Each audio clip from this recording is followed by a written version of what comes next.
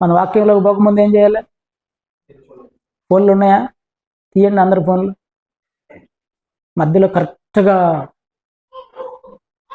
Important operation success, patient diet అన్నట్టు message వస్తుంటుంది. ఇక లేచిపోతుంటారు, ఇక అవతలోడు ఇక చచ్చిపోతున్నాడు అన్నట్టు. రైట్, మంచిది. మనం ఈరోజు ఒక ప్రాముఖ్యమైన వర్తమానాన్ని నేర్చుకుందాం. సో జాగ్రత్తగా గమనించండి. ఈరోజు మన యొక్క వాక్యం యొక్క టైటిల్ ఏంటంటే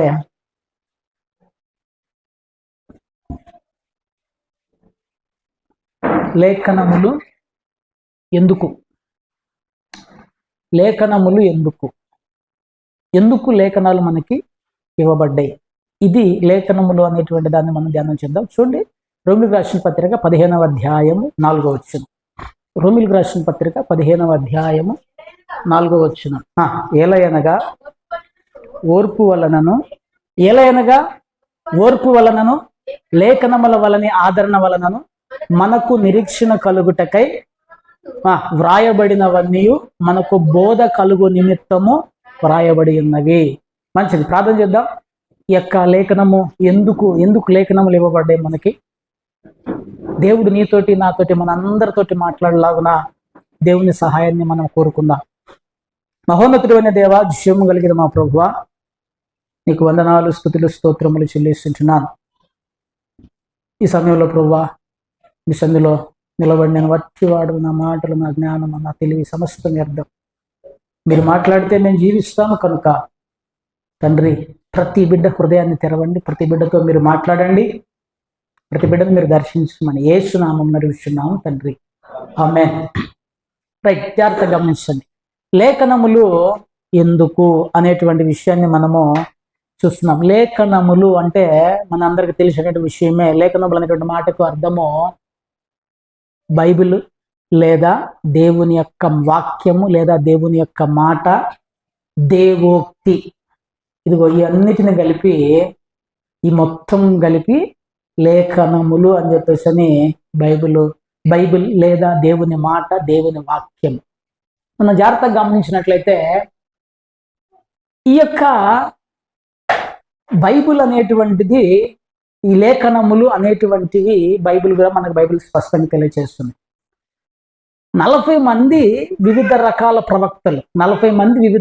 ప్రవక్తలు ఆయా కాలాలలో ఒకే కాలం కాదు, గుర్తుపెట్టుకోండి, ఆయా కాలాలలో ఈ యొక్క బైబిల్ని లేదా లేఖనాలను రాశారు అని చెప్పేసి బైబిల్ స్పష్టంగా తెలియజేస్తున్నది. చరిత్ర చెప్తున్నా కూడా అలా. అయితే ఇక్కడ మనం గమనించాల్సిన విషయం ఏంటంటే, ఆది కాండము నుంచి ప్రకటన గ్రంథం వరకు మనం జాగ్రత్తగా ఆలోచన చేస్తే ఒకరికి సంబంధం లేకపోయినా, ఒకరికి సహవాసం లేకపోయినా, ఒకరు నివసించిన కాలము, ఒకరు నివసించిన ప్రాంతము, ఒకరు నివసించిన ప్రదేశములు వేరువేరుగా ఉన్నప్పటికీ వీళ్ళందరూ ఈ యొక్క ఆది కాండం నుంచి ప్రకటన గ్రంథం వరకు సెంటర్గా ఏముంటూ వస్తున్నదంటే యేసుక్రీస్తు ప్రభువారిని గురించినటువంటి లేఖనము, యేసుక్రీస్తు ప్రభువారిని గురించి. ఫర్ ఎగ్జాంపుల్, మనం జాగ్రత్తగా ఆలోచన చేస్తే, నేను ఒక పుస్తకం రాశాను అనుకోండి, చాలా గ్రంథాలు మనం జాగ్రత్తగా చూస్తే ఒక వ్యక్తి రాసిన గ్రంథం ఒక రకంగా ఉంటుంది, ఇంకొక వ్యక్తి రాసిన గ్రంథం ఇంకో రకంగా ఉంటుంది. చాలా మంది ఈ రోజుల్లో కూడా చాలా వేరే ధర్మాలలో వేరే గ్రంథాలు మనకు కనపడతాయి. అవన్నిటిని మనం చెక్ చేస్తే వాటిల్లో ఒక్కొక్కరు రాసింది ఒక్కో రకంగా ఉంటుంది. కానీ బైబిల్ని మనం జాగ్రత్తగా పరిశీలన చేస్తే ఆది కాండం నుంచి ప్రకటన గ్రంథం వరకు ఒకటే థ్రెడ్ ఉంటుంది, ఒకటే ముఖ్య అంశము, ఒకటే మూలాంశం ఉంటుంది. ఆ మూలాంశం అంతా కలిపి యేసుక్రీస్తు ప్రభువారిని గూర్చేటువంటి ప్రవచనాలు, యేసుక్రీస్తు ప్రభువారి చుట్టూనే బైబిల్ అంతా తిరుగుతూ ఉంటుంది. మీకు ఒక చిన్న విషయాన్ని గమనించే, మనం ఎందుకు ఆ విషయం ఆ రకంగా జరుగుతుంది అని చెప్పేసి మనం ఆలోచన చేస్తే, చూడండి, ఈ యొక్క లేఖనాల గురించి బైబిల్ ఏం చెప్తుందంటే ఎలా రాయబడ్డాయి అనేటువంటిది మనం ఆలోచన చేస్తే, తిమోతికి రాసిన 2వ పత్రిక 3వ అధ్యాయం 16వ వచనంలో మనం చూసినట్లయితే, దైవజనుడు సన్నద్ధుడై పూర్ణముగా సిద్ధపడి ఉండునట్లు, ఇక్కడ జాగ్రత్తగా దైవావేశము వలన కలిగిన ప్రతి లేఖనము, ఇక్కడ జాగ్రత్తగా గమనించండి, ఇక్కడ మనకి ఆదికాండం నుంచి ప్రకటన గ్రంథం వరకు రాయబడిన ప్రతి మాట ఎలా రాయబడింది, ఎవరితో రాయబడింది అని మనం ఆలోచన చేస్తే దైవావేశము వలన కలిగిన ప్రతి లేఖనము. మనం అనుకుంటాము రచయిత ఉద్దేశాలు ఆలోచన చేస్తాం చాలాసార్లు. ఇక్కడ మనం జాగ్రత్తగా గమనించినట్లయితే రాసిన వాళ్ళు వేరే వేరే ఉన్నప్పటికీ రాయించిన వాడు మాత్రం ఒక్కడే. ఈ మాట జాగ్రత్త గుర్తుపెట్టుకోండి. రాసిన వాళ్ళు వేరే వేరే ఉన్నారు, రాయించిన వాడు మాత్రం ఒక్కడే. ఎవరయ్యా అంటే దైవావేశము. దేవుని యొక్క దేవుడు అంటే ఆ దైవావేశం అనే పదానికి మనం జాగ్రత్తగా ఆలోచన చేస్తే ఇన్స్పిరేషన్ అని ఉంటది. దేవుడు ప్రేరేపించగా, దేవుడు ప్రజలతో మాట్లాడగా, రాసేటువంటి వారిని దేవుడు దర్శించగా, దేవుడు చెబుతూ ఉండగా దేవుని యొక్క లేఖనములన్నీ వ్రాయబడ్డాయి అని చెప్పేసి మనం జాగ్రత్తగా గమనించాలి. మీకు ఒక చిన్న ఎగ్జాంపుల్ చెప్తా. నాకు ఒక చిన్న ధర్మ సందేహం. ఆదికాండం రాసినటువంటి వ్యక్తి ఎవరు? మోషే. మోషే పుట్టింది ఎప్పుడు? నిర్గమాకాండంలో. మోషే పుట్టింది నిర్గమాకాండం వచ్చేసరికి పుట్టాడు. అంతకు ముందు జరిగిన విషయాలు ప్రారంభం నుంచి ఇప్పుడు నేను చరిత్ర రాయాలంటే జనరల్గా ఏమై ఉండాలి? నేను ప్రారంభం నుంచి ఉన్నటువంటి వాడినై ఉండాలి. ఇప్పుడు నా బయోగ్రఫీ ఎవరైనా రాయాలంటే నా గురించి తెలిసేటువంటి వాళ్ళై ఉండాలి అని చెప్పేసి మనం జాగ్రత్తగా వెతకాలి, చూడాలి, ఆ యొక్క వాటిని ఆలోచన చెయ్యాలి. ఇక్కడ ఎందుకు మోషేకి మరి ఆది కాండంలో నుంచి ఎలా తెలుసుకుంటూ వచ్చాడు, ఎలా రాయగలిగాడు అంటే మోషే తన జ్ఞానముతో రాయలేదు, తన తెలివితో రాయలేదు, తన ఊహతో రాయలేదు. తన యొక్క చాలా మంది ఊహించి రాస్తుంటారు. నవలలు ఎట్లా ఉంటాయి? నవలలు ఎప్పుడైనా చదివారా మీరు? ఇప్పుడు ఫోన్లు వచ్చినాయి. మా చిన్న టైంలో నవలలో ఎక్కువ ఒక బుక్, అందుట్లో కూడా ఒకడు ఉండేవాడు, షాడో నవల అని ఒకటి ఉండేది. ఇక అది అసలు ఫేమస్ అనమాట. పత్తి కూడా నవల చదివాడు. గంగాధర్ ఏదో ఉండేవాడు, ఒకటి పేరు నేను కూడా చాలాసార్లు చదివేదాన్ని. గంగాధర్ అని ఒకడు ఉండేవాడు, షాడో అని ఒకడు ఉండేవాడు, వాడు హీరో అనమాట. ఇప్పుడు మనకి సెల్ ఫోన్లు వచ్చిన తర్వాత న్యూస్ పేపర్ బంద్ అయింది, అన్ని బంద్ అయినాయి. ఇక్కడ నవల అనేటువంటిది ఎలా రాయబడుతుంది? అతని యొక్క ఊహను బట్టి. దీన్ని బట్టి నా యొక్క ఊహను బట్టి నేను నవల అనేటువంటిది రాస్తూ ఉన్నాను. నేనేం చేస్తున్నాను? నా ఊహను బట్టి, నా ఆలోచనను బట్టి నేను నవల్లో నా ఇష్టం వచ్చినట్టు నేను రాసుకోవచ్చు. కానీ ఇది నా ఊహ కాదు, నా యొక్క ఆలోచన కాదు, నా యొక్క తలంపు కాదు. ఏంటిది? దైవావేశము వలన, దేవుడు యొక్క దేవుడు ప్రేరేపించగా, దేవుడు మాట్లాడుతూ ఉండగా, గతంలో జరిగిన విషయాలన్నీ దేవుడు కూర్చొని ప్రకటించి వారితో రాపిస్తూ ఉండగా, నాతో అంటే మోషేతో ప్రవక్తలు అందరితో మాట్లాడుతూ ఉండగా, రచయితలందరితో మాట్లాడుతూ ఉండగా. అందుకే మీరు జాగ్రత్తగా బైబిల్ చూస్తే యెహోవా సెలవిచ్చినదేమనగా, ఎక్కడన్నా నా మాటని ఏ ప్రవక్తనే చెప్పాడా? యెహోవా సెలవిచ్చినదేమనగా, దేవుడు తెలియజేయనదేమనగా, దేవోక్తి ఏమనగా, దేవుని వాక్యం ఏమనగా. చూడండి, అందుకనే దావీదు భక్తుడు 2వ సమూయేలు గ్రంథము 23వ అధ్యాయము 2వ వచనంలో ఒక చక్కటి మాట అంటున్నాడు. 2వ సమూయేలు గ్రంథము 23వ అధ్యాయము 2వ వచనంలో ఒక చక్కటి, ఆయన ఆత్మ అభిషేకము పొందినటువంటి వాడే, యెహోవా ఆత్మ నా పైన. ఒకటో వచ్చిన చివరిలో ఇంకొక మాట ఉంటది. గాయకుడునకు దావీదు పలికిన దేవోక్తి ఇది. పైన చాలా విషయాలు రాస్తూ కిందకి ఏమంటే దావీదు పలికిన దేవోక్తి, దావీదు నోటిలో నుంచి పలికించబడినటువంటి దేవోక్తి ఏంటిదయ్యా అంటే, దావీదు ఏమని చెప్తున్నాడయ్యా అంటే, యెహోవా ఆత్మ నా ద్వారా పలుకుచున్నాడు, ఆయన వాక్కు నా నోట ఉన్నది. జాగ్రత్తగా వినండి. ఇదంతా ఊహించి రాసింది కాదు, గుర్తుపెట్టుకోండి. బైబిలు లేఖనములు అనేటువంటివి ఊహించి రాసినటువంటివి కాదు. చాలా మంది రచయితలు ఉన్నారు, చాలా మంది నవలిస్టులు ఉన్నారు, చాలా మంది సినిమా రచయితలు, రకరకాల ప్రజలు ఉన్నారు. వాళ్ళ తెలివితో కొన్ని పుస్తకాలు రాస్తారు, వాళ్ళ జ్ఞానంతో కొన్ని పుస్తకాలు రాస్తారు. కానీ బైబిల్ అనేటువంటిది ఒక మనిషి యొక్క జ్ఞానముతో రాయబడినటువంటిది కాదు. అందుకే దావీదు భక్తుడు, యెహోవా ఆత్మ నా ద్వారా పలుకుచున్నాడు, నేను కాదు పలికేవాడిని, దేవుని ఆత్మ నా మీద నిలిచి ఉండగా దేవుని ఆత్మ మాత్రమే పలుకుతున్నాడు, నేను ఒక సాధనం మాత్రమే. హల్లెలూయా. మీకు ఒక చిన్న ఎగ్జాంపుల్ చెప్తా. నేను మాట్లాడే మాట ఇంత పెద్దగా మీకు వినబడటానికి కారణం ఏంటిది? మైక్. ఇది ఓకేనా? ఇంత పెద్దగా మీకు వినబడటానికి కారణం మైక్. అంటే మైక్ మాట్లాడుతుందా ఇప్పుడు మీతోటి? ఇది ఒక ఇన్స్ట్రుమెంట్ అంతే, గుర్తుపెట్టుకుని. ఇది ఒక వస్తువు మాత్రమే. నేను మాట్లాడేవాడను, దావీదు గాని, నేను గాని, ఇంకొకరు గాని కేవలం వస్తువులు. దేవుడు తన స్వరమును బయటికి తీసుకొని రావడానికి, తన యొక్క వాక్కును బయటికి తీసుకొని రావడానికి ఈ మైక్ని ఎట్లయితే వాడుతామో ప్రజలను దేవుడు అలా వాడుకున్నాడు. వాక్యము, లేఖనము, దేవోక్తి, దేవుని మాట ఆయనది, మనుషులదిగానే కాదు. ఈ మనుషుని గమనించాలి. అందుకనే పేతురు భక్తుడు ఒక చక్కటి మాట రాశాడు. చూడండి, పేతురు భక్తుడు రాస్తూ, పేతురు రాసిన 2వ పత్రిక 1వ అధ్యాయము 20-21 వచనం. పేతురు రాసిన 2వ పత్రిక 1వ అధ్యాయం 20వ వచనం 21వ వచనం. ఒకడు తన ఊహను బట్టి చెప్పుట వలన మొదట గ్రహించుకొనవలెను. ప్రవచనము ఎప్పుడును మనుష్యుని ఇచ్చను బట్టి కలగలేదు, కానీ పరిశుద్ధాత్మ వలన ప్రేరేపింపబడిన వారై దేవుని మూలముగా పలికిరి. జాగ్రత్తగా చూడండి, పేతురు భక్తుడు రాసినాడు. ఊహను బట్టి చెప్పుట వలన, ఊహించటం వలన. నేను ఒక మంచి ప్రవచనం చెప్తాను మీకు, వినండి. ఒక వ్యక్తి పెళ్లి చేసుకున్నాడు. ప్రార్థన చేయమని వచ్చారు అనుకోండి. అంటే నేను చెప్పే మాటలు జాగ్రత్తగా వినండి. ఒక 2 సంవత్సరాలకి ఊహించి, ఒక 2 సంవత్సరాలు నీకు పిల్లోడు పుట్టబోతున్నాడు అయ్యా అని చెప్పారు. దేవుడు సంవత్సరానికి ఇవ్వచ్చు, సంవత్సరంన్నరకే ఇవ్వచ్చు. ఇమాజినేషన్. ఒక మనిషి ఊహతోటి ఇది ఇట్లా జరిగి ఉండొచ్చు. కొన్ని డాట్స్ కలుపుకొని మనము ఒక ఇమాజినేషన్, ఒక అండర్స్టాండింగ్, ఒక ఇష్యూ మీద రావచ్చు. ఇలా అయి ఉండొచ్చు. ఊహలు, ఆలోచనలు, వీటి వలన దేవుని యొక్క లేఖనము గాని, ప్రవచనము గాని, వాక్యము గాని జరగదు.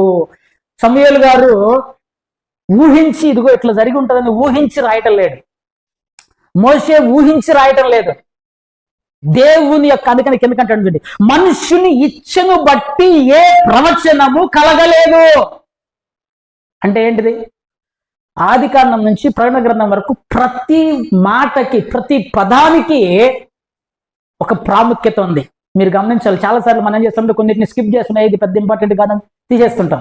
ఇంపార్టెంట్ కాకపోతే పరిశుద్ధాత్మ దేవుడు ఎందుకు రాయించాడు అక్కడ? అందుకన్నాడు, పరిశుద్ధాత్మ చేత ప్రేరేపించబడిన వారై. ఎలా రాశారట? పరిశుద్ధాత్మ వలన ప్రేరేపించబడిన వారై. అంటే ఇక నా మనసు పనిచేస్తలేదు, నా ఆలోచన పనిచేస్తలేదు, నా తలంపు, నా ఊహ పనిచేస్తలేదు. మొత్తం పరిశుద్ధాత్మ దేవుని కంట్రోల్లో, ఆధీనంలో, స్వాధీనంలో ఉండగా, దేవుడు పలుకుతూ ఉండగా ప్రజలు రాశారు అని చెప్పేసి బైబిల్ స్పష్టంగా తెలియచేస్తున్నది. ప్రేమికులారా, ఈ మధ్యగా చాలా రోజులు అవుతుంది. ఆ తర్వాత మనకి ఈ పుస్తకము లిఖించబడిన తర్వాత దేవుడు నాకు మరలా వాక్యాన్ని ఇచ్చాడని చెప్పేసి మోర్మన్స్ అని ఒక ఇద్దరు వచ్చారు. మోర్మన్ బ్రదర్స్ అని సిద్ధాంతం అని ఒకటి వచ్చింది. సో వాళ్ళు కొత్త బైబిల్ రాశారు. మళ్ళీ ఇంకో బైబిల్, మోర్మన్ బైబిల్ అని ఒకటి ఉంటుంది. సో ఇవన్నీ మనుషుల ఊహతోటి, మనుషుల ఆలోచనతోటి జరిగినటువంటివి. పరిశుద్ధాత్మ దేవుడు ప్రతి లేఖనాన్ని, మనకి అవసరమైన ప్రతి దాన్ని బైబిల్లో లిఖించాడు, రాయించాడు. రైట్, దేవునికి స్తోత్రం. హల్లెలూయా. నెంబర్ 1, జాగ్రత్తగా గమనించండి. లేఖనములు దేవుని యొక్క, లేదా బైబిల్ దేవుని యొక్క ఆవేశము వలన, దేవుని పరిశుద్ధాత్మ దేవుడు ప్రేరేపించటం వలన బైబిల్లో ఉన్న ప్రతి లేఖనము రాయబడింది. ప్రతి పదానికి, ప్రతి మాటకి ఒక విలువ ఉన్నది, ఒక ఉద్దేశం ఉన్నది, ఒక ఉపయోగము, ప్రయోజనము ఉన్నట్లుగా మనకు బైబిల్ స్పష్టంగా తెలియచేస్తుంది. ఏ పదము కూడా తీసివేయదగినది కాదు, ఏది కూడా కలపదగినది కాదు. Right, number 1. నా ప్రాముఖ్యమైన అంశం ఏంటంటే, అసలుకి ఎందుకు మన టైటిల్ ఏంటిది? లేఖనములు ఎందుకు అని ఆపాను. ఎందుకు ఇవ్వబడ్డవి, లేదా ఎందుకు రాయబడినవి, ఎందుకు లిఖించబడ్డవి అనేటువంటిది మనం ఇప్పుడు ధ్యానం చేయబోతున్నాం. సో మొదటిది మనం గమనించండి, ఇదంతా దేవుడు రాయించినటువంటిది. నంబర్ 1, ఎందుకు రాయించాడు? ఇది ప్రాముఖ్యమైనటువంటి అంశం. ఎందుకు రాయించాడు? బైబిల్ ఎందుకు రాయించాడమ్మా? మీకు ఎవరికైనా తెలుసా ఎందుకు రాయించాడు? నాకు తెలిసినంత వరకు తలక ఒకటి పక్కన పెట్టుకొని పడుకోవడానికి, పడుకునేటప్పుడు తల పక్కన పెట్టుకుంటే మొత్తం మైండ్లోకి ఎక్కుతుంది. అంతేనా? ఎందుకు రాయించాడు? తల దగ్గర పెట్టుకోవడానికి కదా? అందంగా షెల్ఫ్లో, మంచి షెల్ఫ్, అల్యూమినియం షెల్ఫ్ కట్టి షెల్ఫ్లో అందంగా డెకరేట్ చేయడానికి కదా? అయ్యో ఏంటి అందరూ కాదంటున్నారు? మరి ఎందుకు ఇచ్చాడు బైబిల్ని? చదువుకోవటానికి. చర్చికి తీసుకుపోవడానికి, చర్చికి తీసుకురా, ఇంటికి తీసుకురావడానికి, చర్చికి తీసుకుపోవడానికి, మళ్ళా ఇంటికి తీసుకుపోవడానికి, క్యారీ చేయడానికి, ఊరికి తీసుకుపోవడానికి, ఊరు నుంచి మళ్ళీ ఇంటికి తీసుకురావడానికి, ఎటు పోతే అటు తీసుకుపోవడానికి, ఓన్లీ మన పక్కన ఉంచుకోవటానికి. అందుకని బైబిల్ ఇచ్చింది, అందుకని లేఖనాలను ఇచ్చింది. రైట్. సో చాలా కారణాలు ఉన్నాయి. కానీ ఈ యొక్క రోమిలకు రాసిన పత్రిక 15వ అధ్యాయం 4వ వచనంలో రాయబడినటువంటి ఒక 4 కారణాలు, అక్కడ ఆ వచనంలోనే ఒక 4 కారణాలు ఉన్నాయి.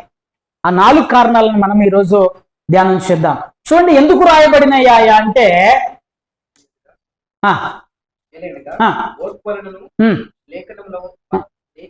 లేఖనము వలని, ఆదరణ వలనను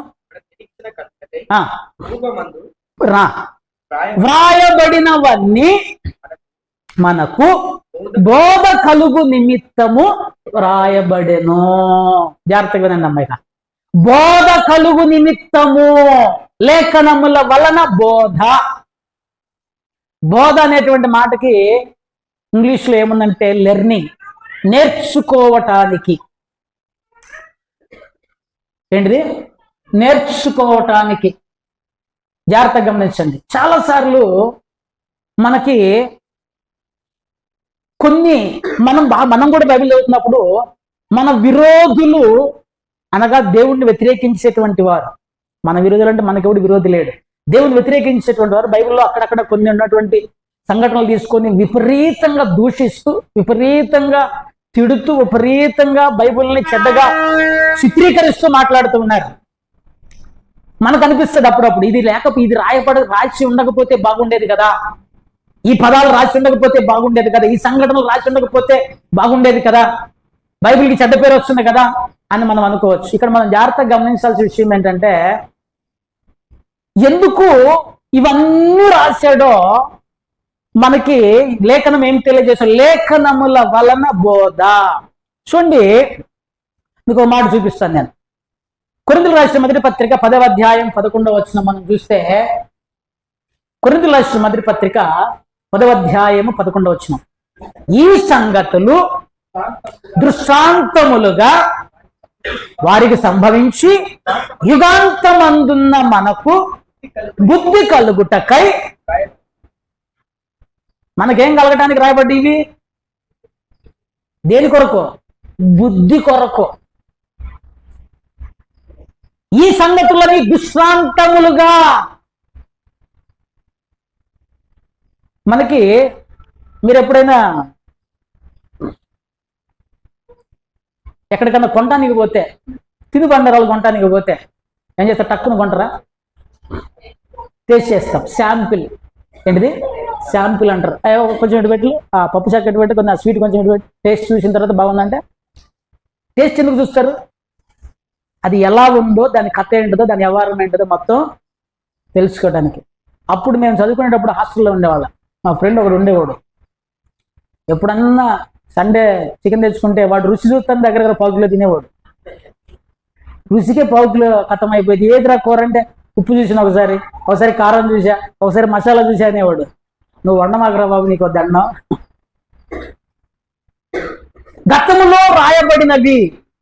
చూడండి, నేను కొంచెం మీకు లెర్నింగ్, ప్రతి లేఖనము మనకు బుద్ధి కలగటానికి. చూడండి, మీకు ఒక విషయం చెప్తా. 7వ వచనం నుంచి మనం జాగ్రత్త చదువుదాం. జనులు తినుటకును త్రాగుటకును కూర్చుండి ఆడుటకు లేచిరి అని వ్రాయబడినట్లు వారిలో కొందరి వలె మీరు విగ్రహారాధకులై ఉండకుడి. జాగ్రత్తగా ఎందుకు రాశాడు? అక్కడ ఉన్నటువంటి ఆ యొక్క వాళ్ళు తిరిగి తిని తాగి లేచిపోయాను, జనులు తినుటకు త్రాగుటకు ఆడుటకు లేచిరి. ఎందుకు ఆ సంఘటన రాయబట్టి అంటే మీలో కొంతమంది, మనలో కొంతమంది అటువంటి పనులు చేయకుండా ఉండాలనే. తప్పు చేసినోడికి ఏం జరిగిందో తెలిస్తే తప్పు చేయకుండా మనం ఉంటాం. ఇదంతా ఇశ్రాయేలు చరిత్ర. మోషే కొండ మీదకి పోయి వచ్చేసరికి దూడం చేసుకున్నారు. అసలు ఇదికి ఎట్లుంటుంది తెలుసా? అక్కడ మనం చేస్తే తినుటకు తాగుటకు ఆడుటకు తింటే తాగి తర్వాత ఆడుటకు లేచిరి అని ఉంటది.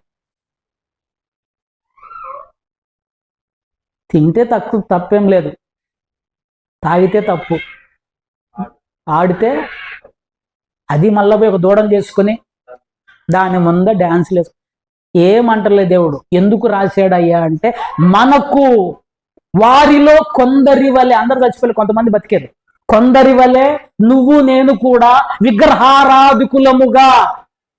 విగ్రహారాధకులై ఉండకుడి. అందుకొరకు దేవుడు మన కొరకు ఆ యొక్క లేఖనాలను రాశాడు. 8వ వచనం, మరియు వారి వలె వ్యభిచరింపక యుందుము. వారిలో కొందరు 23,000 మంది కూలిరి. అబ్బా, ఈ చెడ్డ పదాలు రాయకుండా ఉంటే బాగుండు కదన్నా, ఈ చెడ్డ సంఘటన రాయకుండా ఉంటే బాగుండు కదా. ఎందుకు రాశాడు అంటే నీకు బుద్ధి కలగటానికి, నాకు బుద్ధి కలగటానికి, మనకు బోధ కలగటానికి, మనము నేర్చుకోవటానికి. దాన్ని చదివి కూడా నువ్వు అదే తప్పు చేస్తే వాడికి వచ్చిన శిక్ష నీకు కూడా వస్తుంది. చదువుతూ ఉన్నటువంటి నువ్వు మార్పు చెందటానికి, ఇదిగో ఈ సంఘటన వలన, ఈ తప్పు వలన ఈ ప్రజలు ఈ రకంగా నశించిపోయారు కనుక నేను ఆ తప్పు చేయకూడదు, నేను ఆ పాపం చేయకూడదు, నేను ఆ యొక్క చెడ్డ పనులకి నేను. ఒక అతను నా దగ్గరికి వచ్చి ఒకసారి అడిగాడు, అది కాదన్నా, చాలా మంది కొన్ని సంఘటనలని అడ్వాంటేజ్గా తీసుకుంటున్నారు బైబిల్లో. దావీదు గారు తప్పు చేస్తే దేవుడు క్షమించాడు కదా. నిజమే, క్షమించాడు, నిన్ను కూడా క్షమిస్తాడు. కాకపోతే దావీదుకు జరిగినటువంటి పరాభవం, దావీదుకు వచ్చిన కష్టం, చాలా మంది ఎక్కడి వరకు చూస్తున్నారంటే ఆయన తప్పు చేశాడు, క్షమించమన్నాడు, క్షమించాడు, అయిపోయింది. కానీ దాని వలన దావీదుకు జరిగిన నష్టాన్ని చదవట్లేడు, దాన్ని చదివి దాన్ని ధ్యానం చేస్తలేడు.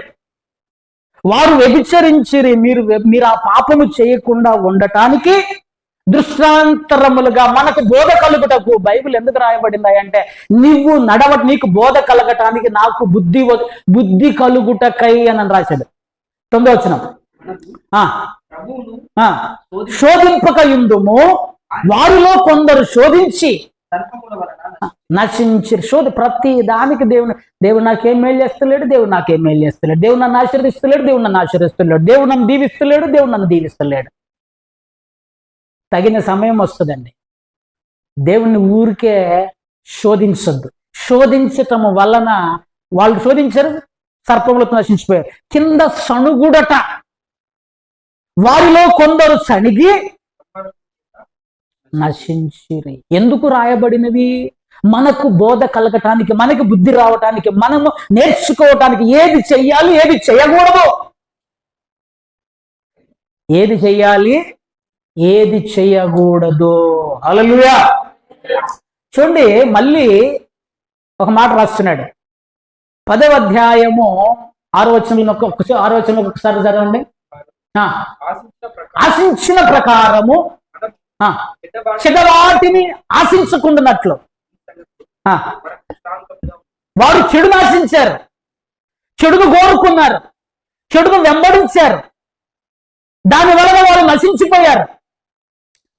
నేను ఒక స్టేట్మెంట్ చెప్తా, కొంతమంది ఒప్పుకోవచ్చు, ఒప్పుకోకపోవచ్చు ఈ స్టేట్మెంట్. ఇశ్రాయేలీలు ఐగుప్తు నుంచి కనాను ప్రయాణం అయ్యారు. జాగ్రత్తగా వినండి, ఇశ్రాయేలీలు ఐగుప్తు నుంచి కనాను ప్రయాణం అయ్యారు.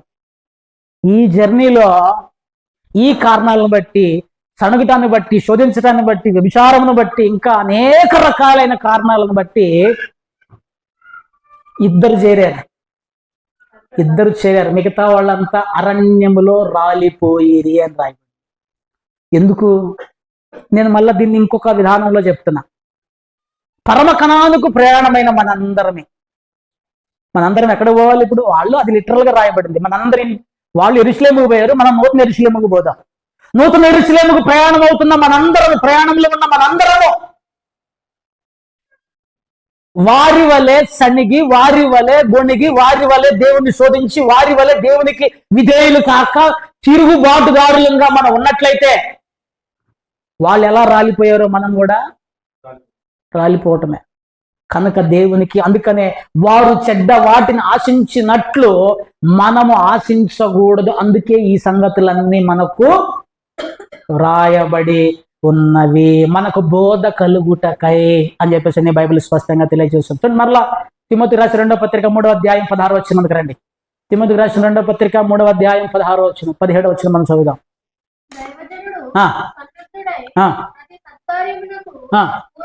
పూర్ణముగా సిద్ధపడి ఉండునట్లు దైవావేశము వలన కలిగిన ప్రతి లేఖనము ఉపదేశించుటకును, ఖండించుటకును, తప్పుదిద్దుటకును, నీతి యందు శిక్ష చేయుటకును ప్రయోజనకరమై ఉన్నవి. ఇవన్నీ ఏంటి? ఇవి దీంతో ఏం చేయొచ్చు? ఉపదేశించవచ్చు, ఖండించవచ్చు, తప్పుదిద్దొచ్చు, నీతి యందు శిక్ష చేయుట. ఇక్కడ ఒక చిన్న అంటే పారామీటర్. యవనస్తులు దేని చేత తమ నడతను శుద్ధి చేసుకుందురు? నీ వాక్యమును బట్టి దానిని సరిగా చూచుకున్నట చేతనే కదా. ఇది దేనికి లేఖనం తెలియజేస్తుంది. ఆ యవనస్తులు అనే మాటను తీసేసి నేనేమంటా అంటే, మనుషులందరూ దేని చేత తమ నడతను, తమ జీవితాన్ని శుద్ధి చేసుకుంటారు? నీ వాక్యమును బట్టి దానిని సరిగా చూసుకున్నట్టు చేతనే కదా. అంటే ఇప్పుడు నేను దేన్ని బేస్ చేసుకోవాలి? నువ్వు దేన్ని బేస్ చేసుకోవాలి? ఆ రజనీ పాస్టర్ తప్పు చేస్తాను కాబట్టి నేను కూడా తప్పు చేస్తా అని చెప్పేసి నువ్వు నన్ను ఆదర్శంగా తీసుకుంటావా? నీకు కొలమానం ఏంటిది? నాకు కొలమానం ఏంటిది? నీ వాక్యమును బట్టి నా ప్రవర్తనను బేరీజు వేసినప్పుడు, నా ప్రవర్తన వాక్యము రెండు సరిగా పోల్చినప్పుడు వాక్య ప్రకారం నా జీవితం ఉందా లేదా అనేటువంటిది ఇంక ఈ భూమి మీద ఎవరిని ఆదర్శంగా తీసుకోమాకండి. వాక్యమునే ఆదర్శంగా మనము తీసుకోవలసిన. అందుకనే ఖండించుటకు ఏం ఖండిస్తా? నీ తప్పని చెప్పడానికి ఉన్న ఆధారం ఏంటిది? వాక్యం. వాక్య ప్రకారం నీ జీవితం లేకపోతే దీంతో నిన్ను ఖండించవచ్చు. శిక్ష చేయుటకు, నీతి యందు శిక్ష చేయుటకు. శిక్ష చేయుటకు అంటే ఏంటిది అర్థం? శిక్ష చేయుటకు అనేటువంటి మాటకి ఇంగ్లీష్లో ఇన్స్ట్రక్షన్ అనేటువంటి పదం వాడారు. అంటే దాని మీనింగ్ ఏంటంటే ఎడ్యుకేట్ లేదా ట్రైనింగ్. ఒక వ్యక్తికి బోధ కలుగుటకు, ఒక వ్యక్తి నేర్చుకోవటానికి, ఒక వ్యక్తిని తర్ఫీదు చేయటానికి, మంచి వానిగా, నీతిమంతునిగా, పరిశుద్ధినిగా తర్ఫీదు చేయటానికి, ట్రైనింగ్ ఇవ్వటానికి, నీతిలో ట్రైన్ అప్ చేయటానికి శిక్ష అని రాయబడింది. కానీ వాస్తవానికి అక్కడ శిక్షణ అని రాయాలి. నీతి యందు శిక్షణ. నీతిగా ఉండటానికి ఒక వ్యక్తికి ట్రైనింగ్ చేయాలంటే ప్రతి ఒక్క ట్రైనింగ్ ఒక మాన్యువల్ ఉంటుంది. మీరు జాగ్రత్తగా గమనించండి. ప్రతి ట్రైనింగ్ ఒక మాన్యువల్ ఉంటుంది. మాన్యువల్ అంటే ఆ ట్రైనింగ్ ఎలా ఇవ్వాలి, ఎప్పుడు ఏమేమి తయారు చేయాలనేటువంటి ఒక బుక్లెట్. నీతిగా తయారవటానికి ఇదే బుక్లెట్, ఇదే మాన్యువల్, ఇదే ట్రైనింగ్ మనకి. కనుక ప్రేమిలరా, నంబర్ 1, ఎందుకు దేవుని యొక్క లేఖనములు మనకి ఇవ్వబడ్డాయి అంటే లేఖనముల ద్వారా మనకి బోధ కలగటానికి. కొంచెం తొందరగా వెళ్దాం. నీ వాక్యం నాకు 105వ కీర్తనలో నాకు పాదములకు దీపము, నా త్రోవకు వెలుగునై ఉన్నది. నేను ఎటు పోవాలో ఎటు పోకూడదో దావీదు భక్తుడు అద్భుతంగా రాసి 109వ కీర్తన 105వ వచనంలో, నీ వాక్యము నా పాదములకు దీపమును, నా త్రోవకు వెలుగునై. దీపం ఎందుకు వాడతారు? టార్చ్ లైట్ ఎందుకు వాడతారు? దారి చూపించేటువంటిది. దారి చూసుకుంటే మొలతప్పులో నడుస్తారా? నువ్వు ఎటు పోవాలి, నీ అడుగులు ఎటు పడాలి, ఎటు నడవాలో నీకు తెలియచేసేటువంటిది దేవుని యొక్క వాక్యమై ఉన్నది. దేవునికి స్తోత్రం. హల్లెలూయా. నెంబర్ 2 చూడండి, రెండవది మనం చూస్తే లేఖనముల వలన ఓర్పు. లేఖనముల వలన ఓర్పు. చూడండి, జాగ్రత్త గమనించండి.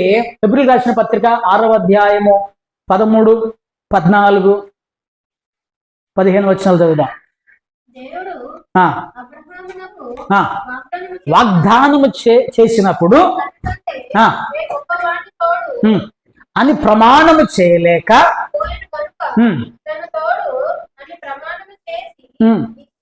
నిశ్చయముగా ఆశీర్వదింతును, నిన్ను విస్తరింపచేతును అని చెప్పాను. జాగ్రత్తగా వినండి. చాలు చాలు. హల్లెలూయా. అబ్రహాం గారి దగ్గరికి దేవుడు వచ్చి వాగ్దానం చేశాడు. ఏమని వాగ్దానం చేశాడు? నిశ్చయముగా నేను నిన్ను ఆశీర్వదింతును, నిశ్చయముగా నేను నిన్ను విస్తరింపచేతును. ఇది వాగ్దానం. దీంతో పాటు నమ్మకం కలగటానికి ప్రమాణం చేశాడు. నా తోడు అని ప్రమాణం చేశాడు. ఈ మాట ఇప్పుడు చదవండి, 15 వచనం. ఈ మాట నమ్మి అతడు ఓర్పుతో సహించి ఆ వాగ్దాన ఫలము పొందేను. జాగ్రత్తగా వినండి. ఈ మాట అంటే ఏంటిది? ప్రమాణం. దేవుని మాట అంటే ఏంటిది? ఇందాక లేఖనం అనేటువంటి పదానికి నేను ఆన్సర్ ఏం చెప్పానంటే దేవుని మాట, దేవుని వాక్యము, దేవోక్తి, బైబిల్. దేవుడు మాట్లాడుతున్నాడు, అదే దేవుని వాక్యము. ఈ మాట దేవుడు అబ్రహాముతో ఏ మాట అయితే చెప్పాడో ఆ మాటను నమ్మి, అనగా వాక్యమును నమ్మి, అనగా లేఖనములను నమ్మి, ఆ లేఖనము వలన అతడు ఓర్పుతో సహించాడు. ఆ లేఖనాన్ని నమ్మటం వలన ఓర్పును తెచ్చుకొని, ఓర్పు అంటే ఆ లేఖనాన్ని అతడు నమ్మి ఓర్పుని కలిగి జీవించాడు అని చెప్పేసి బైబిల్ స్పష్టంగా తెలియజేస్తుంది. నా సహోదరులారా, మీ విశ్వాసమునకు కలుగు పరీక్ష ఓర్పును పుట్టించని ఎరిగి అంటాడు. జాగ్రత్తగా రండి. నేను మీకు ఒక చిన్న, ఎంతమందికి ఓపిక లేదు ఇక్కడ చెప్పండి? ఓపిక లేని వాళ్ళు అస్సలు చిన్నదానికి కూడా కోప్పడతాము, చిన్నదానికి కూడా ఇసుక్కుంటాము, చిన్నదానికి కూడా. మీకు నేను మందు చెప్తా. నా దగ్గర ఒక మందు ఉంది, ఒక గోళీ ఉంది నా దగ్గర. నేను దాన్ని వాడుతున్నా. ఎంతమందికి కావాలి? అందరికి ఉందా? ఒక్కళ్ళకేనా? మీ అందరు ఓర్పు కలిగిన వాళ్ళే. మీ అందరికి మీరు చప్పట్లు కొట్టుకోండి. అరే కొట్టుకోండి. నిజంగా ఓర్పు లేకుండా మీకు మీరు కొట్టుకున్నారనుకో,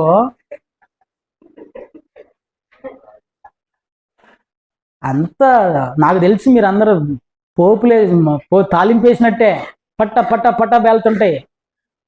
పేలాలు ఎగిరినట్టు ఎగురుతుంటారు. ఇక పట్ పట్ పట్ పట్ పట్ పట్. ఓర్పు ఎక్కడి నుంచి వచ్చింది అబ్రహాం గారికి? లేఖనములను నమ్మటం వలన, లేఖనములను చదవటం వలన. నేను మీకు ఒక మంచి ఎగ్జాంపుల్ చెప్తా. నీకు ఓపిక రావాలంటే బైబిల్ చదువు. 100% చెప్తున్నా.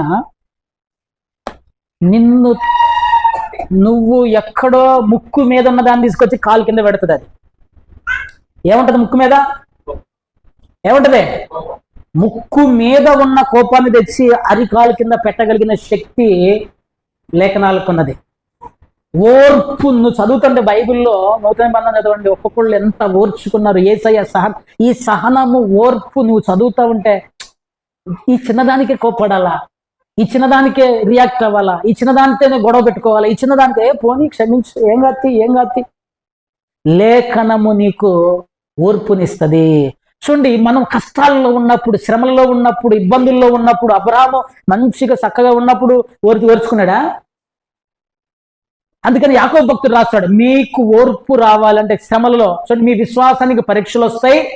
యాకోబు రాసిన పత్రిక 1వ అధ్యాయం 2, 3, 4 వచనాల్లో ఉంటది ఈ మాటలన్నీ. ఓర్పును పుట్టించునని ఎరిగి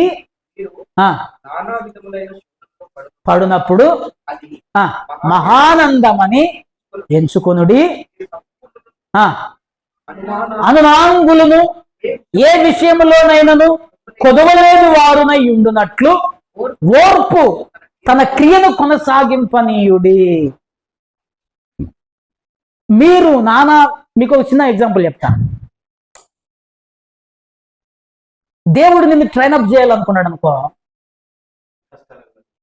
చిన్నగా వేడి చేస్తుంటాడు. ఇనుమును అనసాలంటే వేడి చేయాలి, చిన్నగా ట్రైనప్ చేస్తుంటాడు. నీకు ఓపిక తీసుకురావాలని దేవుడు తలంచాడు అనుకో, శోధనలో గుండా తీసుకెళ్తుంటాడు. అవమానం ఎదురవుతుంది, హేళన ఎదురవుతుంది, ఓకే,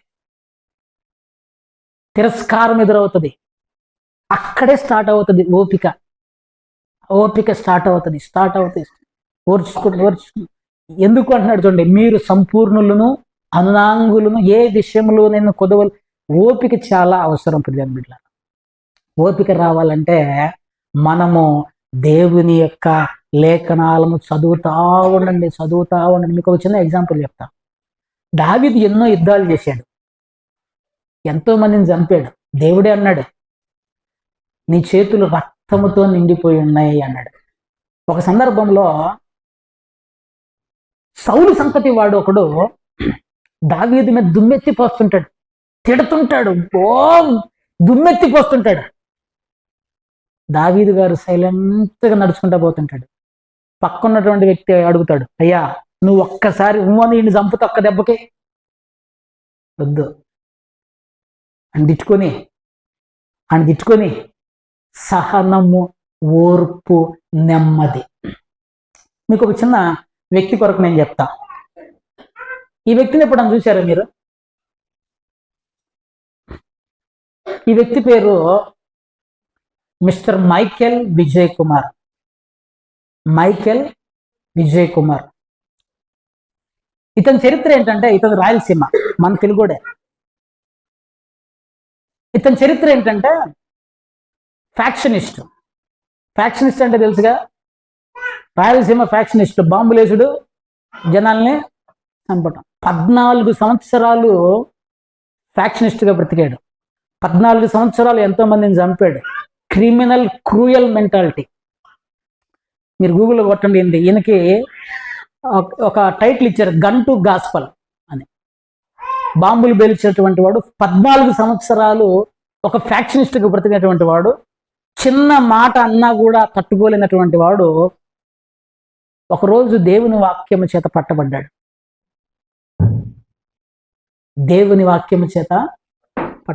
దేవుని వాక్యము హృదయంలో పనిచేయటం ప్రారంభించింది. దేవుని వాక్యమునకు విధేయత చూపి ఆ ఫ్యాక్షనిజాన్ని వదిలేసి శత్రువులందరి దగ్గర పోయి క్షమాపణలు అడిగి ఇప్పుడు సువార్త చెప్తూ తిరుగుతున్నాడు. హల్లెలూయా! సువార్త చెప్తూ తిరుగుతున్నాడు. ఇప్పుడు ప్రజెంట్ బతికే ఉన్నాడు. 14 సంవత్సరాలు ఎంతమంది ఎవరెవరిని తెలుసు నాకు తెలిసి ఈయన దగ్గర వయస్సు వాళ్ళ కుటుంబానికి దగ్గర బంధు. దేవుని వాక్యం, ఈ కోపం అంతా ఎటుపోయిందా? బాంబులు వేసిన కోపం ఎటుపోయింది? కత్తులు దూసిన కోపం ఎటుపోయింది? ఈ యొక్క ద్వేషం అంతా ఎటుపోయింది? అందుకని ఆయనకి ఇచ్చింటాడు బాంబ్స్ టు బైబుల్ అట, గన్స్ టు గాస్పల్. ఈయన ఒక సినిమా తీసాడు, గన్ టు గాస్పల్ అని ఒక సినిమా తీసిండు. ఆయన చరిత్రనే ఒక సినిమాగా ప్రజల్లోకి తీసుకొచ్చాడు ఆయన, డబ్బులు ఉన్నాయి కాబట్టి. ఎందుకు ఈ మాట చెప్తున్నా అంటే, ఎప్పుడైతే లేఖనము లోపలికి పోయిందో, వాక్యము లోపలికి పోయిందో, ముక్కు మీద కాదు నడి నెత్తి మీద ఉన్న దాన్ని కూడా కిందకి తీసుకురాగలిగినటువంటిది లేఖనం. ఓర్పు. నువ్వు లేఖనాన్ని చదువు, వాక్యాన్ని చదువు. దేవునికి స్తోత్రం, హల్లెలూయా. వాక్యము, లేఖనములు ఎందుకయ్యా అంటే ఓర్పు.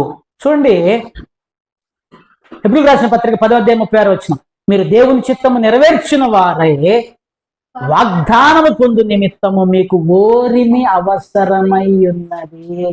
ఓపిక లేకపోతే మనము ఏ విషయంలో కూడా సక్సెస్ని మనం జయించలేం. నేను మీకు ఒక నిన్న జరిగిన సంఘటన నా లైఫ్లో. ఈ టేపు మన దగ్గర పెద్ద టేప్ ఉంటుంది, 100 మీటర్స్ టేప్ ఒకటి ఉండేది పెద్దది. అది నిన్న తీస్తే ఊడిపోయింది, మొత్తం ఇడిపోయింది. అది 2 సార్లు బిగిచ్చా, సెట్ కాలే. 3వ సారి బిగిచ్చా, సెట్ కాలే. 4వ సారి నేను అనుకున్నా ఇసిరి పడేద్దామని కోపం వచ్చి లోపల కోపం వస్తుంది. నాకు నేను చెప్పుకుంటున్నా, ఓపిక కావాలి పని చేయాలంటే, ఓపిక కావాలి పని చేయాలంటే. మూడోసారికి సెట్ అయింది అది కంప్లీట్గా. రెండోసారి విసిరేద్దాం అనుకున్నా, లేకపోతే దీంతో మనకేందని. కానీ నాకు నేనేం చెప్పుకున్నా అంటే, పనులు చేయాలంటే ఓపిక చాలా అవసరం. ఓపిక లేకపోతే ఆవేశపడితే పని కాదు. మళ్ళీ మూడోసారి ట్రై చేశా, మొత్తం టేప్ మొత్తాన్ని. అంటే నేను ఎందుకు ఈ మాట చెప్తున్నా అంటే, ఒక మనిషికి ఓపిక ఏదైనా సాధించాలంటే చాలా ఓపిక. ముక్కు మీద ఉన్న దాన్ని తీసుకొచ్చి కాలు కింద పెట్టండి. నాకు కోపం ఎక్కువ అని చెప్పమాకండి, కోపంతో ఏమీ చేయలే. సో నువ్వు బైబిల్ చదువు, కోపపడాల్సిన సందర్భాల్లో కూడా యేసుక్రీస్తు ప్రభు వారి ముఖం మీద కొట్టలేదా, ఉమ్మి వేయలేదా, గడ్డం పెరిగి వేయలేదా? ఆయన కంటే అవమానం నువ్వు పొందుతున్నావా? ఆయన కంటే గొప్ప అవమానం జరుగుతుందా మనకి? మరి ఎందుకు కోపం వస్తుంది? ఓపిక రావాలి. ఓపిక, దేవుని యొక్క లేఖనాలను చదవండి, ఓపికను మనం సాధించుకుంటాం. నెంబర్ 1, ఎందుకు ఇచ్చాడు దేవుడు? లేఖనముల వలన మనకి బోధ కలగటానికి. నెంబర్ 2, లేఖనముల వలన మనకి ఓర్పు వస్తుంది. నెంబర్ 3, తొందరగా చూడండి, అదే వచనంలో ఉంటది, లేఖనముల వలన మనకు ఆదరణ. చూడండి, ఓర్పు వలనను, లేఖనముల వలన ఆదరణ వలనను అని ఉంటది. లేఖనాలు ఏం చేస్తాయి? ఆదరిస్తాయి. హల్లెలూయా. రెండు చెల్లిపైగా చెప్పండి, హల్లెలూయా. ఏం చేస్తాయి లేఖనాలు? ఆదరిస్తాయి. మీరు ఎప్పుడన్నా, నా లైఫ్ ఎక్స్పీరియన్స్ ఇది, నాకు ఎప్పుడైనా దుఃఖము కానీ కష్టము కానీ పట్టలేనంత వేదన కానీ ఉందనుకో, నేను మనుషులతో మాట్లాడినా, కరెక్ట్గా వచ్చి బైబిల్ తీసుకొని చదువుతూ ఉంటా. ఖచ్చితంగా ఒక నువ్వు దానికి మళ్ళా దేవుడు నాకు నెమ్మదినిచ్చేంత వరకు ఆదరణ, ఒక అరగంట గంటన్నర చదువుతూనే ఉంటా. అట్లా మీరు కూడా ప్రాక్టీస్ చేయండి. ఖచ్చితంగా నిన్ను ఓదారుస్తుంది లేఖనం, నిన్ను ఆదరిస్తుంది లేఖనం. ఖచ్చితంగా బైబిల్ ఇది మనిషి, ఇది దేవుని యొక్క స్వరం. ఇది ఏంటిది? ఇది దేవుని యొక్క స్వరము, దేవుని యొక్క మాట. ఇది నువ్వు దేవుడినితో మాట్లాడుతున్నట్టే, దేవుడు నీతో కూర్చొని ముఖాముఖిగా నీతో సంభాషిస్తున్నట్టే మాట్లాడతాడు. లేఖనములు ఆదరించేటువంటిగా ఉన్నాయి అని చెప్పేసి కంఫర్ట్ ఇస్తాయి. అందుకనే కీర్తనకారుడు దావీదు భక్తుడు 23వ వచనంలో, కీర్తన గ్రంథం 23వ అధ్యాయం 4వ వచనంలో, కీర్తన గ్రంథం 23వ అధ్యాయం 4వ వచనం, గాఢాంధకారపు లోయలో నేను సంచరించినను ఏ అపాయమునకు భయపడను, నీవు నాకు తోడయ్యుందువు, నీ దుడ్డు కర్రయు నీ దండమును నన్ను ఆదరించును. దుడ్డు కర్ర అంటే ఏంటిది?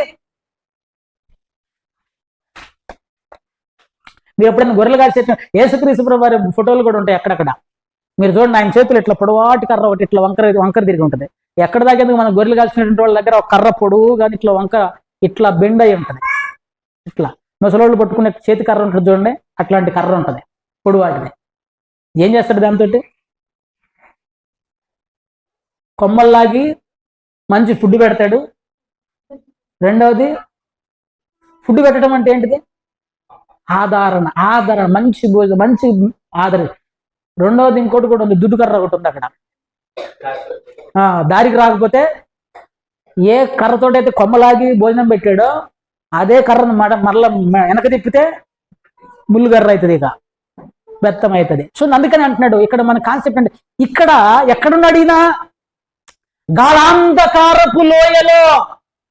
ఏ ప్లేస్ లో ఉన్నాడు ఇతను? గాఢాంధకారపు లోయలో, వ్యాలీ ఆఫ్ డెత్ అని ఇంగ్లీష్ లో రాయబడింది, డార్క్నెస్ అని రాయబడింది. ఆ గాఢాంధకారంలో నేను తిరుగుతున్నా, అనగా కష్టంలో, బాధలో, ఇబ్బందులలో నేను ఉన్నా, నీవు నాకు తోడై ఉన్నావు.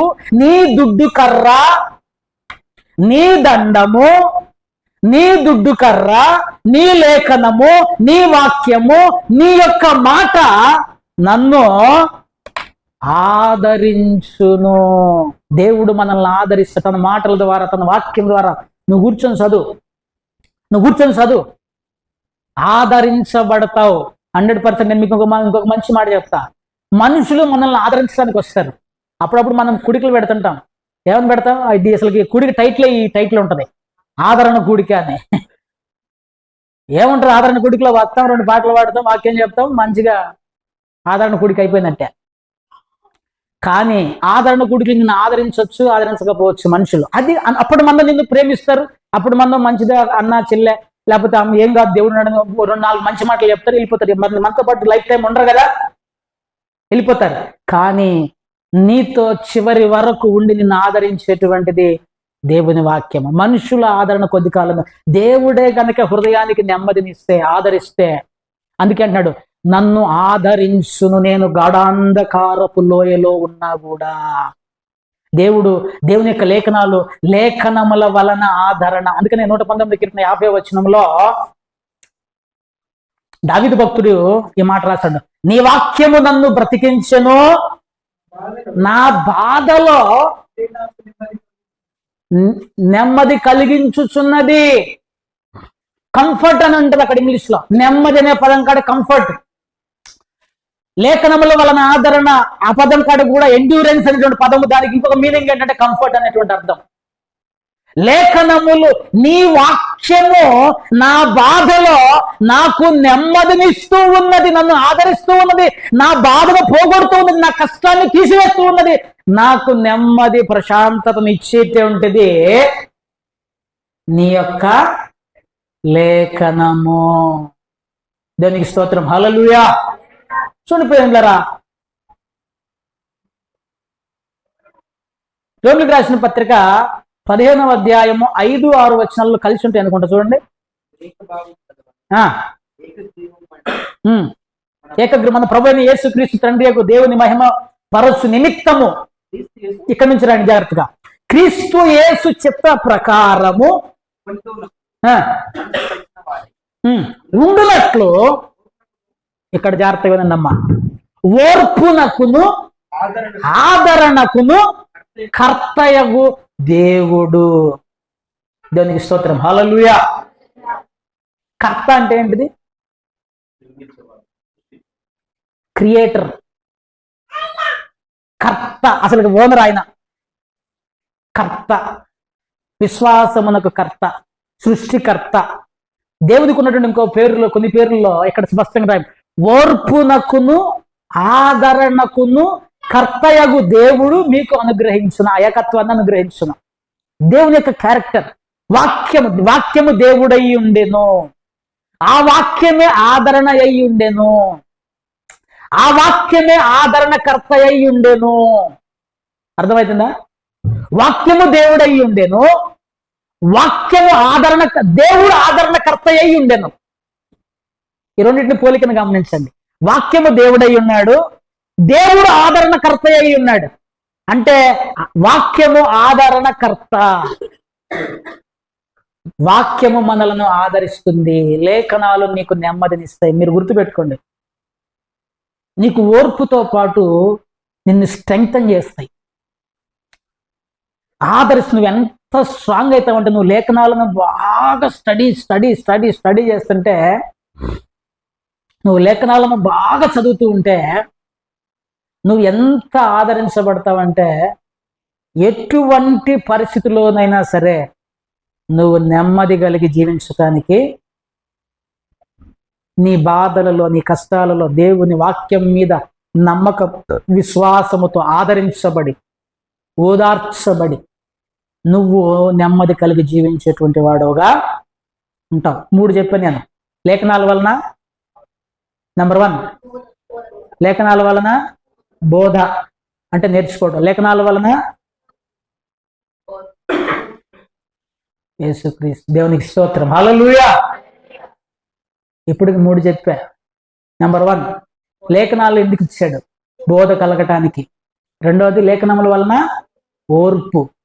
3వది లేఖనముల వలన ఆదరణ. 4వది లేఖనముల వలన నిరీక్షణ. దేవునికి స్తోత్రం, హల్లెలూయా. నిరీక్షణ అంటే ఏంటిది? ఎదురుచూపు, హోప్, భవిష్యత్తును గూర్చేటువంటి ఆలోచన, ఎదురుచూపు. సింపుల్ ఎగ్జాంపుల్ చెప్పు. సాయంత్రం 5 గంటలకి పిల్లలు స్కూల్ నుంచి రావాలి, ఏం చేస్తుంటారు? ఎదురు చూస్తుంటారు. అదే నిరీక్షణ. వస్తారు వచ్చేసారు అనుకో, ఇంకెదురు చూడు, నిరీక్షణ అయిపోయినట్టు. సో నిరీక్షణ అనేటువంటిది మనము జాగ్రత్తగా ఆలోచన చేయవలసిన వారమై ఉంటున్నాం. లేఖనాలు, బైబిల్ నీకేమిస్తుంది? నిరీక్షణ ఇస్తుంది. నిరీక్షణ అంటే హోప్, అంటే భరోసా, లేకపోతే దేవుని ఎడల లేఖనములను చదువుతూ ఉంటే భవిష్యత్తును గూర్చేట ఒక నిరీక్షణ కలిగి నువ్వు ఉంటావు.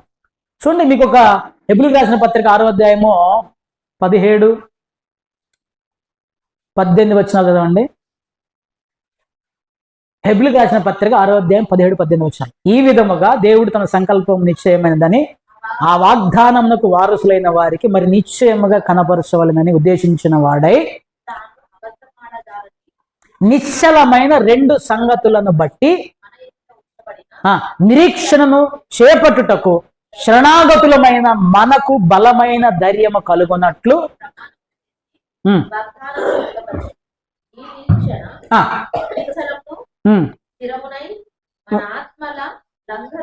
ఆత్మకు లంగరు వలె నుండి లోపల ప్రవేశించుచున్నది. జాగ్రత్తగా. అబ్రహాముకు దేవుడు వాగ్దానం చేశాడు. మనం ఇందాక చదువుకున్నాం 5 వచనాల్లో, నేను నిశ్చయముగా నిన్ను ఆశీర్వదించెదను. ఇక్కడ 2 విషయాలు. ఈ వాగ్దానమునకు వారసులు అనేటువంటి పదం రాయబడింది ఇక్కడ. జాగ్రత్తగా నమ్మిది, ఇది కొంచెం అర్థం కావాలి మీకు. అబ్రహాముకు ఇవ్వబడిన వాగ్దానమునకు వారసులం మనం.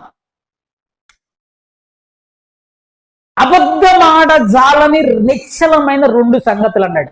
ఏంటి ఆ 2 సంగతులు? దేవుడు ఈ 2 విషయాల్లో అబద్ధం చెప్తలేడు. అవి మార్చలేనటువంటివి. ఏంటి అయ్యా అంటే, ఒకటి ప్రమాణము, రెండవది వాగ్దానము. దేవుడు అబ్రహాముకు వాగ్దానం చేశాడు, నేను దీవిస్తాను, నీ సంతానం విస్తరింపజేస్తాను.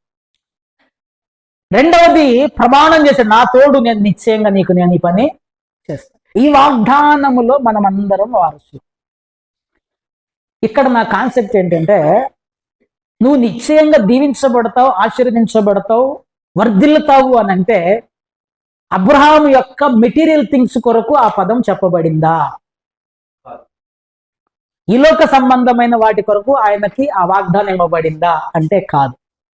మనము కూడా ఆయన వేరే దాని కొరకు. అందుకనే స్పష్టంగా ఏమంటాడంటే 11వ అధ్యాయంలో, హెబ్రీ 11లోనే 11:10 చూడండి. ఎలా అనగా, దేవుడు దేనికి శిల్పియు నిర్మాణకుడునై ఉన్నాడో పునాదులు గల ఆ పట్టణము కొరకు అబ్రహాము ఎదురు చూచుచుండెను. నిరీక్షణ కలిగి ఉన్నాడట. దేవుడు ప్రామిస్ చేసింది ఇక్కడ విషయాల గురించి కాదు. 7 విషయాల కొరకు అయితే అసలుకి అబ్రహాం గారు ఎప్పుడో దాన్ని సాధించేశాడు. ఈ నిరీక్షణ, అబ్రహాముకు ఉన్నటువంటి ఈ నిరీక్షణ, ఏ నిరీక్షణ? పునాదులు గల పట్టణము కొరకు ఎదురు చూచుచుండెను. ఈ నిరీక్షణ మనకు కూడా కలిగి ఉన్నది. ఆ నిరీక్షణ నిశ్చలము, స్థిరము, మన ఆత్మకు లంగరు వలె దేవుడు మనకి సహాయం చేస్తూ ఉన్నాడు. ఇప్పుడు నీకు ఏ నిరీక్షణ ఉంది అసలు నాకు చెప్పండి. క్రైస్తవ నిరీక్షణ ఏంటిది? అంతేనా? ఇంకేమన్నా ఉందా? నిరీక్షణ లేని ఇతరుల వల్లే మీరు దుఃఖపడకుండా నిమిత్తము ఈ విషయాలు మీకు తెలియజేస్తున్నాను. ఏంటి ఆ విషయాలు? యేసునందు నిద్రించిన వారు ధన్యులు, వారిని దేవుడు మొదట తీసుకొని బయటకి ఇస్తాడు. అంటే యేసు క్రీస్తునందు విశ్వాసం ఉంచిన మనము యేసుతో కూడా వెళ్ళిపోతాము. ఇది నిరీక్షణ. హల్లెలూయా. ఇంకా వేరే వాటిలో నిరీక్షణ ఉంటే నేను దానికి ఆన్సర్ చేయలేను నేను. సో బైబిల్ ఏం చెప్తుందంటే, బైబిల్ దేని గురించి అంటే నిరీక్షణ ఇస్తుంది నీకు? అబ్రహాము గారు ఎలాగైతే పునాదులు గల పట్టణం కొరకు నిరీక్షణ కలిగి ఉన్నాడో, ప్రతి క్రైస్తవుడికి నువ్వు లేఖనాలు చదువుతూ ఉంటే, లేఖనాలను ధ్యానం చేస్తూ ఉంటే నీ భవిష్యత్తు ఏంటిదో నీకు కనపడుతుంది. నువ్వు ఎక్కడికి పోతావో నీకు కనపడుతుంది. నువ్వు ఎక్కడికి రిచ్ కావాలో నీకు కనపడుతుంది. నువ్వు ఎక్కడ ఉండబోతున్నావో బైబిల్లో రాయబడింది. ఎక్కడ జీవించబోతున్నావో బైబిల్లో రాయబడింది. ఈ లేఖనాలలో నీ చావు తర్వాత నీ అంతం ఏంటిదో కూడా, నా చావు తర్వాత నా అంతం ఏంటిదో లేఖనాలలో రాయబడి ఉన్నది. అందుకనే చూడండి, పేతురు రాసిన మొదటి పత్రిక 1వ అధ్యాయం 4వ వచనం ఒకసారి చదవండి. చివరిగా పేతురు రాసిన మొదటి పత్రిక 1వ అధ్యాయము 4వ వచనంలో పేతురు గారు మంచి మాట చెప్తున్నాడు.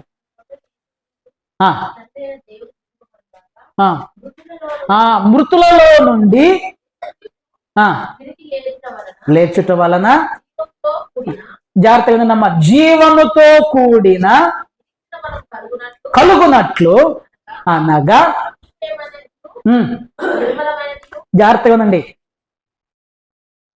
అనగా జీవముతో కూడిన నిరీక్షణ అనగా అక్షయమైనది నిర్మలమైనది వాడబారదినైన స్వాస్థ్యము మనకు కలుగునట్లు ఆయన తన విశేష కనికరము చొప్పున మనలను మరలా జన్మింపజేసెను. జీవింప అంటే జీవించు, జీవముతో కూడిన జీవము కలిగిన నిరీక్షణ ఏంటయ్యా అంటే అక్షయమైనటువంటిది, నిర్మలమైనటువంటిది, వాడబారనిదినైన స్వాస్థ్యము. ఎక్కడ ఉందో ఇక్కడ ఈ భూమి మీద స్వాస్థ్యం అంటే ఆస్తి. మా నాన్న నాకు మూడు గుంటల స్థలం ఇచ్చాడు. మా నాన్న మా పితరుల స్వాస్థ్యం 30 ఎకరాల భూమి ఇచ్చాడు. ఇంకా మీకు ఇంకో విషయం చెప్తా. మీకు 3 గుంటలు 2 గుంటలు 30 ఎకరాలు ఇచ్చాడు. నాకు 66 ఎకరాలు ఇచ్చాడు మా నాయన. ఎన్ని ఎకరాలు ఇచ్చాడు? 66. మళ్ళీ ఒక్కటి కూడా తక్కువ చేయలే. 66 ఎకరాలు ఇచ్చిపోయాడు పోతా. తెలుసా? స్టిల్ 66 ఎకర్స్ ఉన్నాయి నాకు, మా నాయన ఇచ్చిపోయినాయి. ఈ మాట చర్చి డెడికేషన్ రోజు చెప్తే అందరు ఎటు చూశారు నాకల్లి. నేను నా కొడుక్కి 66 ఎకరాలు ఇచ్చాను. అనంగల్లోనే రజనీ పాస్టర్ ఇంత ఆస్తిపరుడు అనుకున్నారు ఒక్కొక్కడు. ఆ తర్వాత మా ఫ్రెండ్ లేచి అయ్యగారు 66 ఎకరాలంటే ఇదే కదా అన్నాడు. ఇదే, వాడు ఎంతైనా దున్నుకోవచ్చు, ఎంతైనా పండించుకోవచ్చు, ఎంతైనా సంపాదించుకోవచ్చు. నిశ్చయమైనటువంటిది, అక్షయమైనటువంటిది ఈ స్వాస్థ్యము, నిర్మలమైనది, వాడబారనిది. దాని కొరకు నువ్వు నేను బ్రతుకున్నా. ఈ నిరీక్షణ మనలను సిగ్గుపరచదు. ఎందుకు సిగ్గుపరచదు?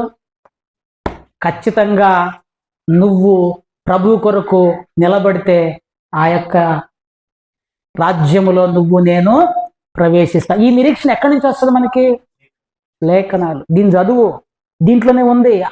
ఆ పట్టణం యొక్క, ఆ యొక్క రాజ్యం యొక్క మహత్తు మొత్తం దీంట్లోనే ఉంది.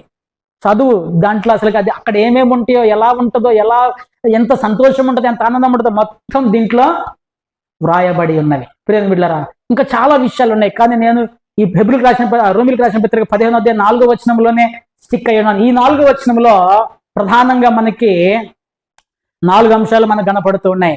సో లేఖనములు అనగా బైబిలు, దేవుని వాక్యము, దేవుని మాట, దేవోక్తి, ఇవన్నీ లేఖనాలే. సో ఈ లేఖనాలు దేవుడు ఎందుకు ఇచ్చాడయ్యా అంటే, ఎందుకు ఇచ్చాడు? బోధ కలగటానికి, ఓర్పు కలగటానికి, ఆదరణ కలగటానికి, నిరీక్షణ కలగటానికి. సో దేవుడు మనకి లేఖనాలని ఇచ్చాడు. నేను మీకు ఈ ఓర్పు, ఆదరణ, బోధ, నిరీక్షణ ఎక్కువగా ఎంతమందికి కావాలి? హల్లెలూయా. నా ప్రశ్న అర్థమైందా? నేను ఎక్కువ బోధ కావాలి నాకు అన్న వాళ్ళు చేతులు ఎత్తండి. నాకు ఎక్కువగా బోధ కావాలి, దేవుని యొక్క బోధ నాకు ఎక్కువగా కావాలి అన్నవాళ్ళు చేతులు ఎత్తండి. వినపడుతుందా అందరికీ? రైట్. నాకు ఎక్కువ ఓర్పు కావాలి అన్నవాళ్ళు చేతులు ఎత్తండి. ఎక్కువ ఆదరణ కావాలన్న వాళ్ళు, ఎక్కువ నిరీక్షణ కావాలన్న వాళ్ళు తించండి. మీకు సింపుల్ చిట్కా చెప్తా. అక్కడే ఉంది చిట్కా. ఎక్కువగా బైబిల్ చదవండి, ఎక్కువగా ఓర్పు వస్తుంది, ఎక్కువగా ఆదరణ వస్తుంది, ఎక్కువగా నిరీక్షణ వస్తుంది, ఎక్కువ బోధ నేర్చుకోగలుగుతాం. నువ్వెంత దేవుని వాక్యాన్ని ధ్యానం చేస్తావో అంత దేవుని వాక్యము ఈ 4 విషయాల్లో నిన్ను తీర్చిదిద్దుతుంది. నాది ఇంకొక ప్రశ్న. ఈ ప్రశ్నకి జవాబు చెప్పొద్దు కానీ వినండి. గత వారంలో ఒక్కసారి కూడా బైబిల్ చదవని వాళ్ళు ఎంతమంది ఉన్నారు? నేను నిన్న అంటలే, నేను గత వారంలో పోయిన ఆదివారం నుంచి ఈ ఆదివారం వరకు బైబిల్ చదవని వాళ్ళు ఎంతమంది ఉన్నారు? మేమందరం చదివామంటారేమో. నాకు ఆల్రెడీ 6th సెన్స్ పనిచేస్తుంది. నాకు 6th సెన్స్ పనిచేస్తుంది. నాకు ప్రవచనాలు అప్పుడప్పుడు వస్తుంటాయి. ఇట్లా అబద్ధాలు చెప్పేటప్పుడు ప్రవచనాలు యాక్టివేట్ అవుతాయి నాకు. మరి ఎట్లా? సో బైబిల్ చదవండి, లేఖనాలను ధ్యానం చేయండి, లేఖనాల వలన మీకు మేలు. గుర్తుపెట్టుకోండి, మళ్ళీ చెప్తున్నా, వాక్యమే సమస్తానికి ఆధారం. సో దీని మీద ఆధారపడండి. దేవుడు మిమ్మల్ని దీవించును గాక.